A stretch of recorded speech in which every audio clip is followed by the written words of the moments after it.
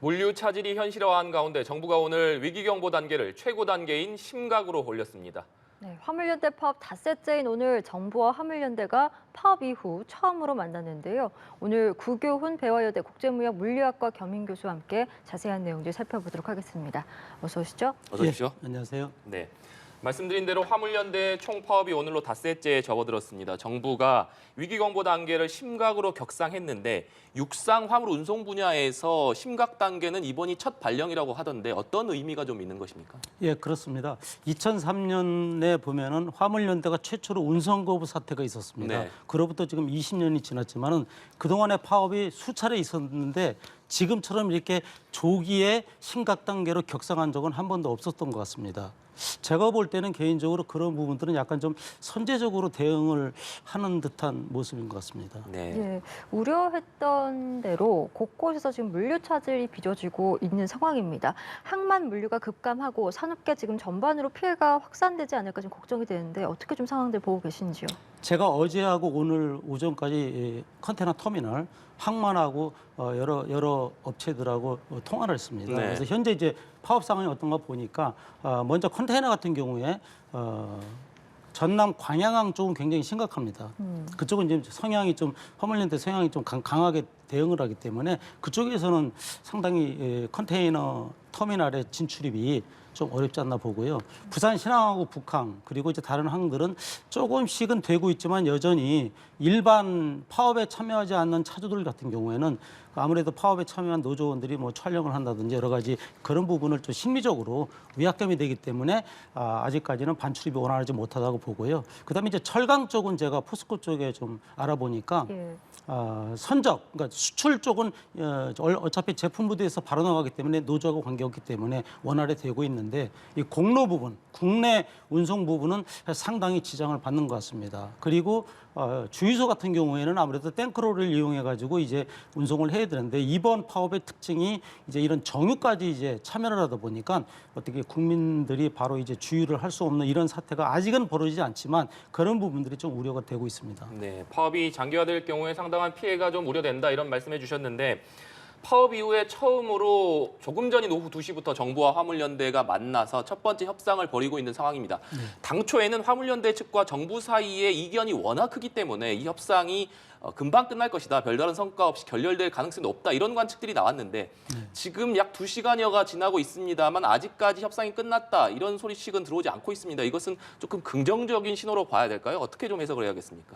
저도 이제 뉴스에서 보니까 이제 화물연대 측에서 이제 사전에 어떤 접촉이나 여러 가지 통보 자체를 강하게 부인을 하다 보니까 약간 좀 힘든 게 있었지만은 지금 이제 협상을 하는 과정에서 당초에 이제 뉴스에서 정부 쪽의 대응 자체가 강하게 나왔기 때문에 네. 화물연대에서는 거기서 또 강대강으로 대응을 한 거고 하지만 협상이라는 것은 어차피 이 파업을 마무리 짓고 좋은 쪽으로 해결을 하는 쪽으로 가야 되기 때문에 진지하게 지금 협의 중에 있지 않나 생각이 듭니다. 예, 일단 화물연대가 요구하고 있는 것이 무엇인가를 좀 살펴보면 이제 안전운임제 일몰제 폐지 그리고 적용 대상 확대를 요구하고 있는 것 같습니다. 여기서 이 안전운임제가 무엇인지 화물운송 기사들의 최저임금격이라고 하던데 정확히 어떤 겁니까? 네, 맞습니다.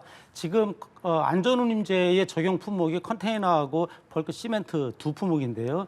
이 품목들에 대해서는 화물 차주 입장에서는 최저임금 격이다. 따라서 최저임금을 받을 때 안전한 운행이 가능하고 과속, 과로, 과적 이 3과를 없앨 수 있다라고 해서 나온 거고요. 원래 안전운임제 이전에 컨테이너 운임 같은 경우에는 국토부 장관에게 상한 신고를 하게 돼 있었습니다. 그게 굉장히 오랫동안 십수년간 진행이 됐었는데 그 컨테이너 상한 신고라는 건 뭐냐면 예를 들어서 의왕 ICD에서 부산 신항까지 만약에 50만 원이면 상한 신고를 하면은 50만 원 이상 못 받는 겁니다. 그러다 보니까 이제 그 이상은 받을 수 없는데 문제가 뭐였냐면은 그 밑으로 받는 거는 상관이 없었다는 거죠.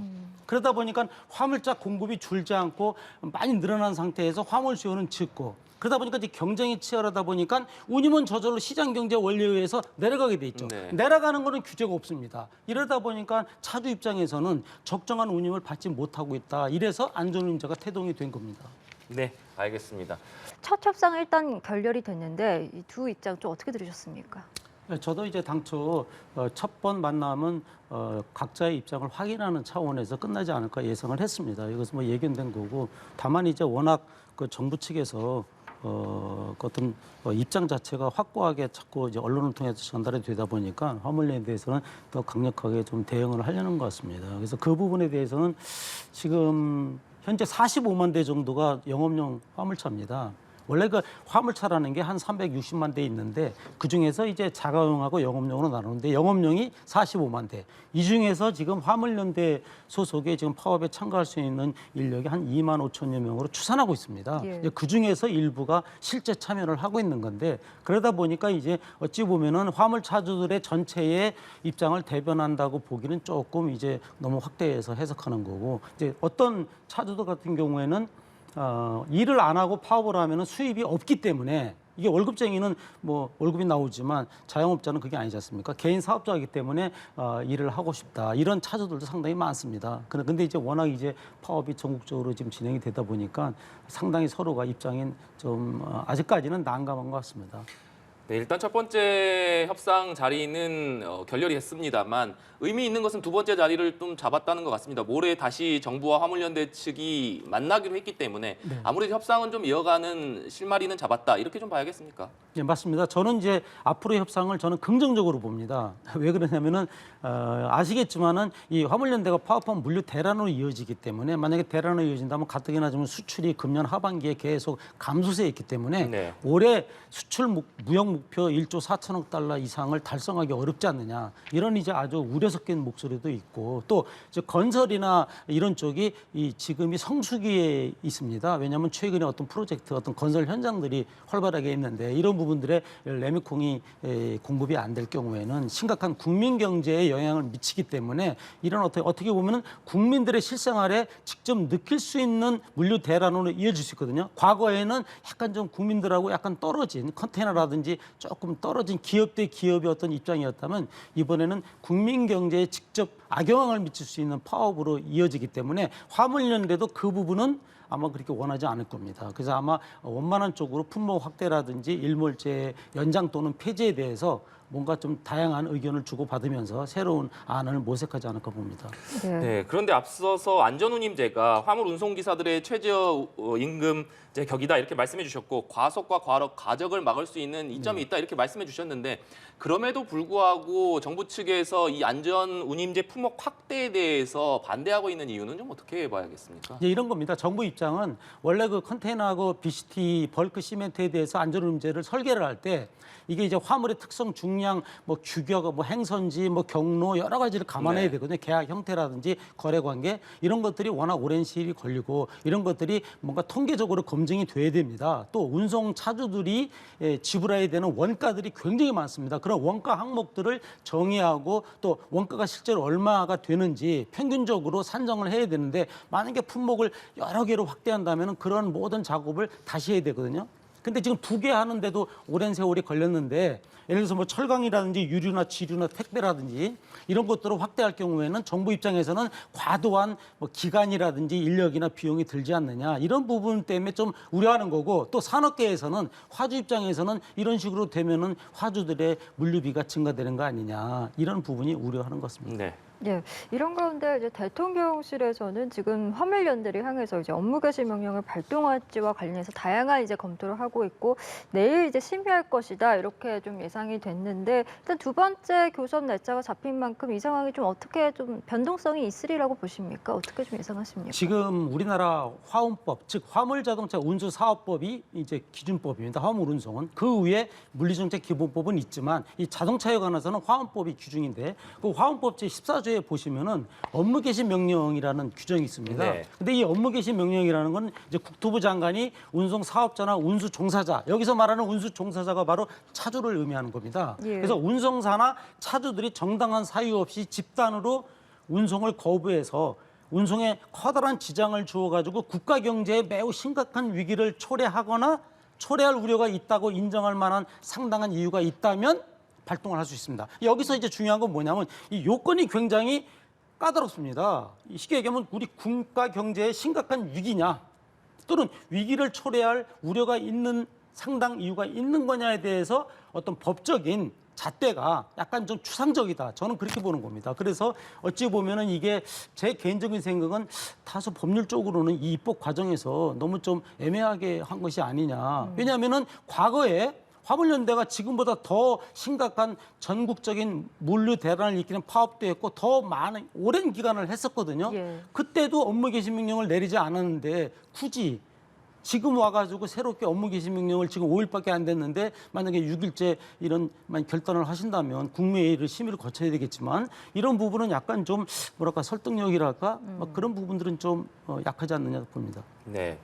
이 정부 대응 체계가 범정부 차원인 중앙재난안전대책본부로 강화되지 않았습니까? 오늘 이상민 행안부 장관이 직접 회의를 주재하기도 했었는데 법과 원칙에 따른 무관용 원칙을 계속해서 강조하는 모습이었습니다. 이번 화물연대 총파업이 시작된 이후에 정부에서는 처음부터 굉장히 강경한 자세로 대응하고 있는 모습인데 이러한 정부의 강경한 대응은 좀 어떻게 보고 계십니까? 지금 현재요. 원래 그 안전운임제 이전에 아까 말씀드린 컨테이너 상한신고제 운임 그 부분 때 컨테이너 상한 운임의 실제 시장에서 거래되는 운임은 차주 같은 경우에는 60%밖에 못 받았습니다. 네. 그러니까 원래 법적으로 상한 신고한 게 100만 원이라면 60만 원밖에 못 받고 운송을 한 거죠. 이러다 보니까 문제가 심각해서 안전운임제가 나온 건데 지금 차주들이 받는 안전운임제의 수준이 과거에 상한 신고한 운임입니다. 제가 여러 운송사들 차주들하고 통화를 해보니까 결국은 이제 어떻게 보면은 정상화로 가는 과정인데 이 화주단체, 무역협회라든지 수출입 화주들 입장에서는 과도한 물류비 때문에 수출을 하기 어렵다.